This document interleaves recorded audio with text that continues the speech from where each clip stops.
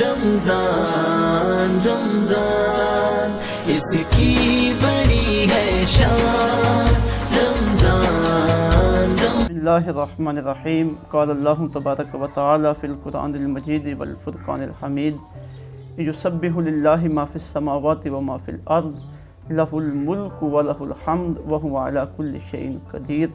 آمنت باللہ صدق اللہ العظیم۔ حضرات گرامی السلام علیکم ورحمۃ اللہ وبرکاتہ۔ آج سے باقاعدہ ہمارا سورہ تغابن شریف کا درس شروع ہو رہا ہے۔ آج ہم اس کی 4 آیات طیبات سمجھنے کی کوشش کریں گے۔ یہ آیات طیبات عقیدہ توحید پر مشتمل ہیں۔ سب سے پہلے یہ بات ذکر کی گئی ہے کہ اس کائنات کی ہر چیز اسی وحدہ لا شریک مالک و مولا کی تسبیح بیان فرما رہی ہے۔ وہی ساری کائنات کا مالک ہے اور ساری حمد اسی کے لیے ہے اور وہ ہر چیز پر قادر ہے۔ اور پھر یہ فرمایا گیا کہ لوگوں بطور خاص اے انسانوں میں نے تمہیں پیدا کیا، یعنی انسان اللہ رب العزت کی تخلیق کا شاہکار ہے۔ اور پھر فرمایا چاہیے تو یہ تھا کہ تم میں سے سارے میرے فرما بردار ہوتے، جس طرح باقی ساری چیزیں میری فرما برداری میں لگی ہوئی ہیں اور میری تسبیح بیان کر رہی ہیں، لیکن تمہاری کیفیت یہ ہے کہ تم میں سے کچھ مومن ہیں اور کچھ کافر ہیں۔ اور پھر فرمایا گیا کہ اللہ رب العزت نے اس کائنات کا جو نظام بنایا یہ بالکل برحق ہے، یعنی بمقصد ہے، اور ہر چیز کو اس طرح پیدا کیا جس طرح پیدا ہو کہ وہ اپنے مقصد زندگی کو پورا کر سکتی تھی۔ اور پھر اس خوبصورت انداز میں پیدا کیا گیا کہ اس سے بڑھ کر خوبصورتی کا کوئی تصور ہی نہیں کیا جا سکتا۔ اور پھر اس ساری خوبصورت کائنات میں جو خوبصورتی کی معراج ہے وہ حضرت انسان ہے۔ اور پھر فرمایا گیا کہ یہ جو اتنی خوبصورت کائنات بنائی گئی اور انسان کو گوناگوں نعمتیں عطا فرمائی گئی اور اسے سب سے زیادہ خوبصورت بنایا گیا، تو اسے یہ بات ذہن میں رکھنی چاہیے کہ میں جو کر رہا ہوں میرا مالک و مولا اس سے آگاہ ہے، اور ایک دن مجھے اپنے مالک و مولا کی بارگاہ میں پلٹنا ہے، اور جیسے میں نے زندگی گزارنی ہے اس زندگی کا حساب میں نے اپنے رب کی بارگاہ میں دینا ہے۔ تو ارشاد باری تعالیٰ ہے یسبح للہ ما فی السماوات وما فی الارض، اللہ کی تسبیح بیان کر رہی ہے جو چیز آسمانوں میں ہے اور جو چیز زمین میں ہے، لہ الملک اسی کی حکومت، یعنی اس ساری کائنات میں اگر سب سے بلند و بالا کوئی ذات ہے اور مطلقاً اگر کسی کی حکمرانی ہے تو وہ ہمارے مالک و مولا اللہ رب العزت کی ہے، وَلَهُ الْحَمْدُ، تو جب حکمرانی اسی کی ہے تو پھر ساری تعریفیں بھی اسی کی ہیں، وَهُوَ عَلَى كُلِّ شَيْءٍ قَدِيرٌ، اور وہ اتنا بااختیار بادشاہ ہے کہ اپنی ملکیت میں ہر چیز پر وہ قدرت رکھنے والا ہے۔ هُوَ الَّذِي خَلَقَكُمْ،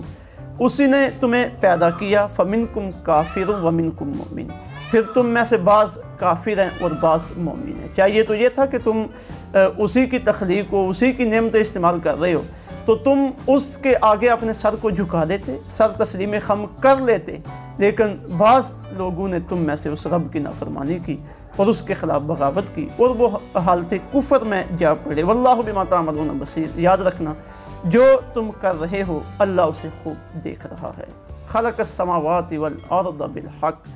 اللہ نے اس نے پیدا کیا آسمانوں اور زمین کو بالحق کے حق کے ساتھ، یعنی اس کارخانہ قدرت میں کوئی بھی چیز نہ تو نکمی ہے اور نہ ہی بے مقصد ہے، ہر چیز کو اللہ نے حق کے ساتھ پیدا کیا۔ یہ حق قرآن پاک کی ایک اہم اصطلاح ہے جو مختلف معنی میں قرآن مجید میں استعمال ہوئی ہے،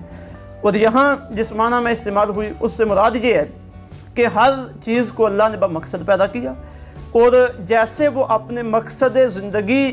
کو پورا کر سکتی تھی ویسے پیدا کیا، اور اتنا خوبصورت پیدا کیا کہ اس سے بڑھ کر خوبصورتی کا کوئی تصور ہی نہیں ہے۔ ایک چھوٹی چیونٹی کو دیکھ لیں، بڑے ہاتھی کو دیکھ لیں، خود حضرت انسان اپنی ذات کو دیکھ لیں کہ جہاں جہاں جو چیز اللہ رب العزت نے سیٹ فرمائی ہے اس سے بڑھ کر کسی جگہ پہ خوبصورتی کے ساتھ سیٹ کرنا اس عزف کو ممکن ہی نہیں ہے۔ تو فرمایا وَصَوَّرَكُمْ، اور پھر اللہ رب العزت نے اس کائنات میں تمہاری صورتیں بھی پیدا فرمائی، فَأَحْسَنَ صُوَرَكُمْ، اور تمہاری صورتوں کو اس نے بڑا خوبصورت بنایا۔ یہ کائنات ساری کی ساری حسین ہے، ساری کی ساری خوبصورت ہے، لیکن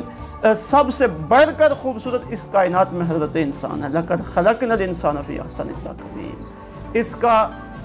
منصب اللہ رب العزت نے انسان کو عطا فرمایا ہے۔ وَإِلَيْهِ الْمَصِيرُ، آگے فرمایا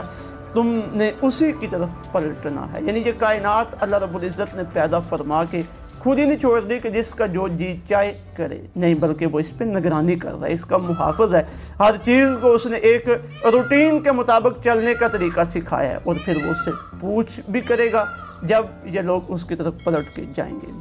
پھر ذہن میں یہ خیال آ سکتا تھا کہ اللہ نے پیدا کر دیا اور اب آگے ہماری مرضی ہے، جیسے چاہیں کریں، خدا کو کیا پتہ چلے ہمارے اعمال کا۔ فرمایا ایسا نہیں ہے، یعلم ما فی السماوات والارض، جو کچھ آسمانوں میں ہے اور جو کچھ زمین میں ہے وہ اسے جاننے والا ہے۔ وَيَعْلَمُ مَا تُسِرُّونَ وَمَا تُعْلِنُونَ، اور وہ جانتا ہے جو تم چھپاتے ہو اور جو تم ظاہر کرتے ہو۔ وَاللَّهُ عَلِيمٌ بِذَاتِ الصُّدُورِ، بلکہ اللہ رب العزت کے علم کا تو یہ عالم ہے، وہ سینوں میں پوشیدہ باتوں کو بھی جانتا ہے۔ رمضان المبارک کا ببرکت مہینہ ہے، یہ مہینہ نیکی کے اعتبار سے ہماری ٹریننگ کے لیے ہے۔ عقیدہ توحید، یہ جو اللہ رب العزت نے ان آیات طیبات میں بیان کیا، آئی ضرورت ہے کہ رمضان المبارک میں اس عقیدے کو ہم اپنے اوپر طاری کریں اور اللہ رب العزت کو اپنے سامنے تصور کرتے ہوئے نیکی کا کام کریں، اور ہر اس کام سے بچ کے رہیں جو اس کی نافرمانی پر مشتمل ہو اور اس کی ناراضگی کا سبب بنے۔ جب بندہ اپنے اوپر اس عقیدے کو مسلط کر دے کہ میں ہر وقت اپنے رب کی نگاہوں کے اندر ہوں، اپنے رب کا میں بندہ ہوں، میں نے اسی کی عبادت کرنی ہے اور اسی کے احکامات کے زیر سایہ زندگی گزارنی ہے، اور میرے وہ ہر عمل سے آگاہ ہے، تو یہ عقیدہ توحید جب اس طرح بندہ اپنے اوپر مسلط کر لے تو اس کی زندگی میں ایک عظیم انقلاب برپا ہو جاتا ہے۔ رمضان المبارک ہمارے پاس خوبصورت موقع ہے، اس اعتبار سے اپنی اصلاح کا اللہ رب العزت عمل کی توفیق عطا فرمائے۔